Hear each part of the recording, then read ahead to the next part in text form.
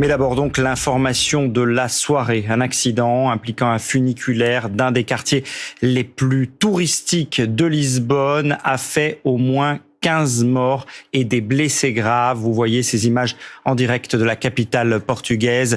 D'après les premières informations, le wagon du célèbre funiculaire de la Gloria, qui relie la place du Rocio au quartier du Bairro Alto et du Príncipe Real, a déraillé. Dario Borgogno. Peu après 18h, des cris de panique dans les rues de Lisbonne. Un wagon du célèbre funiculaire de la Gloria vient de dérailler. Ces vidéos des réseaux sociaux le montrent écrasé au sol après avoir percuté un bâtiment. Des secouristes aident des passants coincés en dessous des débris. Depuis ces images, toutes les victimes ont été dégagées des gravats selon le service d'urgence médicale. Des étrangers figureraient parmi les victimes sans savoir pour l'instant leur nationalité. C'est un jour tragique pour notre ville. Très dur pour nous tous. C'est une tragédie qui n'aurait jamais dû arriver. La police judiciaire sur place doit déterminer les raisons de cet accident mortel. L'opérateur affirme ce soir avoir respecté tous les protocoles d'entretien. Ce funiculaire est l'une des principales attractions touristiques de la capitale. Mise en service en 1885, c'est la deuxième ligne la plus ancienne de la ville. Elle permet d'atteindre les quartiers les plus en hauteur. Chaque année, plus de 3 millions de passagers l'utilisent. Le président portugais dit déplorer profondément l'accident. Le gouvernement a décrété que demain serait une journée de deuil national. De son côté, la mairie de Lisbonne annonce 3 jours de deuil municipal en hommage aux victimes. On va rejoindre Lisbonne justement en direct avec Shirley Kesterman, habitante de la ville. Bonsoir, vous êtes franco-belge, vous vivez à Lisbonne depuis 11 ans. Vous connaissez très bien ce funiculaire puisque vous travaillez juste en face. Comment les Lisboètes ce soir ressentent ce drame ? C'est vraiment une tragédie parce qu'en fait c'est aussi c'est un moyen de transport pour nous, c'est pas simplement un funiculaire qu'on prend en moyen touristique pour voir des jolies choses. C'est vraiment un moyen de changer de quartier, de passer du bas de Lisbonne à hauteur en fait. Donc c'est un funiculaire qu'on utilise assez régulièrement dans notre quotidien. Alors c'est un moyen de transport évidemment pour se rendre au travail, mais aussi pour se rendre en soirée comme à cette heure-ci dans le Bairro Alto, parce que effectivement beaucoup de ceux qui nous regardent, en tous les cas, se sont déjà rendus à Lisbonne et connaissent ce quartier qui est un quartier de fête, un quartier festif. On imagine qu'il y avait ce soir beaucoup de monde. Oui, comme toujours. De toute façon, en arrière-saison, Lisbonne est remplie de touristes encore. Et c'est vrai qu'il y a encore des queues. Alors, en plus de ça, c'est un funiculaire qui peut contenir un certain nombre de personnes, mais où il y a toujours beaucoup de queues pour le prendre parce que justement cette montée de la Gloria est assez ardue à faire à pied. Et donc, en fait, tout le monde profite de ce funiculaire pour changer d'un quartier à l'autre, que ce soit touriste ou comme Lisboète. Vous le disiez, Shirley Kesterman, pour vous, c'est un moyen de transport très courant, très commun. On sait que ces funiculaires ont perduré avec les années à Lisbonne, une des villes qui les a conservés et très bien conservés.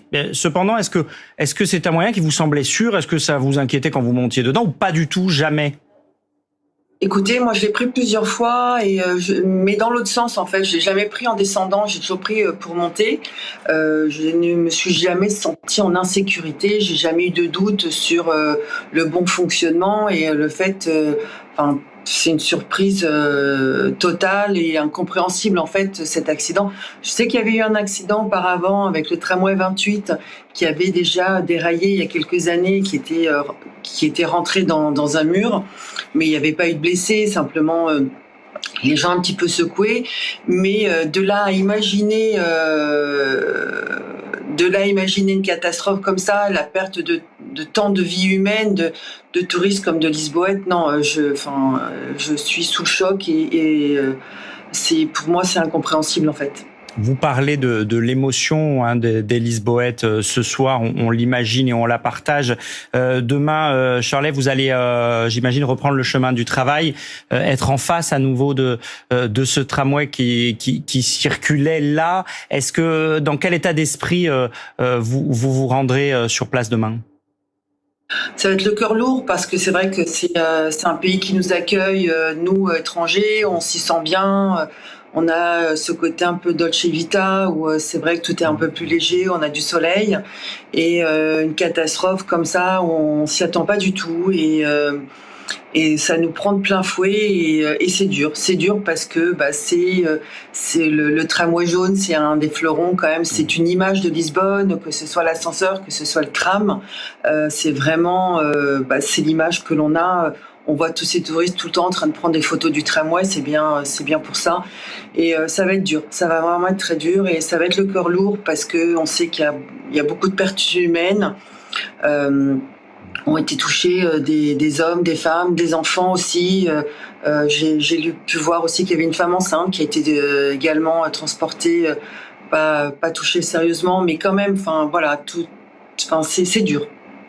Merci Shirley Kesterman pour ce témoignage en direct de Lisbonne. On partage évidemment votre émotion et l'émotion de tous nos amis portugais ce soir. Alban Mikosi, vous nous avez rejoint. Bonsoir Alban, notre spécialiste des questions internationales. Vous connaissez vous aussi très bien la capitale portugaise. Alban, qu'est-ce qu'on peut dire de ce qu'on sait à l'heure où on parle sur ce qui s'est passé et ses conséquences? Alors l'enquête ne fait évidemment que commencer. Il faut dire d'abord que les opérations de secours ont été très rapides puisque les pompiers étaient sur place 3 minutes seulement après le drame et qu'au bout d'1 heure et demie, l'intégralité des personnes victimes avaient été désincarcérées.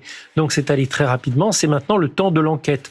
On voit sur ces images de cette nuit que maintenant il n'y a plus que des enquêteurs sur place et des policiers pour tenter de faire les premiers relevés techniques. Qu'est-ce qui s'est passé? Est-ce qu'une pièce a cassé? C'est une hypothèse qui est évoquée notamment à la télévision portugaise ce soir. Le principe d'un funiculaire, c'est qu'il y a un câble qui le retient. Est-ce que ce câble a cassé? C'est une possibilité. Ce soir, la compagnie des transports de la ville de Lisbonne précise que le tramway avait fait toutes les révisions qui étaient prévues, dont la grande révision en 2022, et que tous les contrôles annuels, dont ceux des câbles, avaient été faits, le dernier juste avant l'été.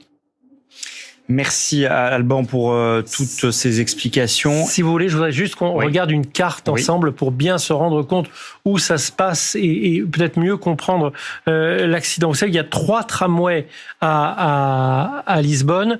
Il s'agit du funiculaire de la Gloria qui se trouve donc dans l'avenue de la Liberté, qui est l'avenue que vous voyez qui part au-dessus et qui va donc dans le quartier du Bairro Alto.